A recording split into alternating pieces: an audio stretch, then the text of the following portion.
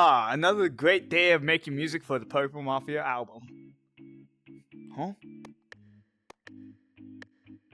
Well, that's the 5th one this week, and it's only Monday! So, have you been noticing a bunch of Rectubers quitting recently? Well, I have a theory on why they are. They're lazy. Okay, that might not be the reason why people are quitting RecRoom content in general, but to be able to understand RecRoom content, you're gonna have to understand RecRoom itself. Okay, RecRoom was made way back in 2016. That was 8 years ago.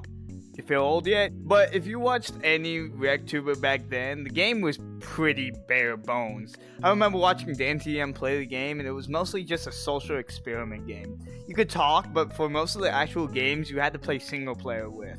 But then in 2017, stuff actually started to beef up with the releases of scoreboards and new paintball maps and all that stuff that was being added. And then in September the 1st, the single best thing that RecRoom has ever added was added to the game.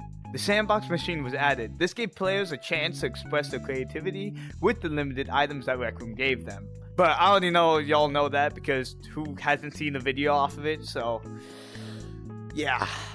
Then, later in September 15th, the best map and releasing of custom rooms were now added. So you could actually show people your creations. And even though the sandbox machine was only around for a month and 1 day, and yes, it was only around for 1 month in a singular day, the makeup pen was added as a better version of the sandbox machine. And it was able to be in your hand, so you didn't have to go back and forth from machine to the place you were building. And the makeup pen added shapes, so now you could make your own custom stuff. With all the makeup pen stuff being added, rooms being made, and new things like capture the point and laser tag items being added, people were making so much cool stuff. But then, in late 2022, the thing that would change RecRoom forever was announced.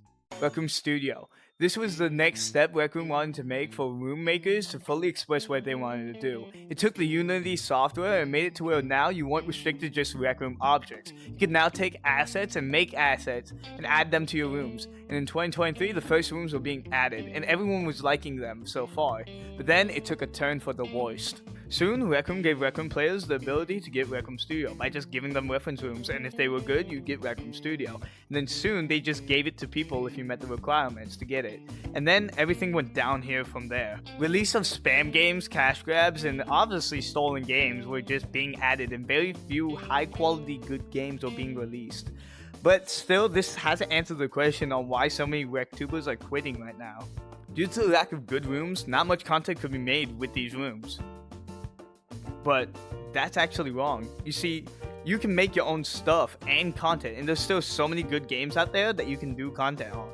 And it's not the room creators' fault, it's the Rectubers' fault. You see, just like me, I'm lazy, and so are many other Rectubers. And there are some Rectubers that upload high quality content, but they just do it for retention content, to gain more subs, watch time, and then say they're the best in the league. But there are very few people that actually upload good content and it's high quality.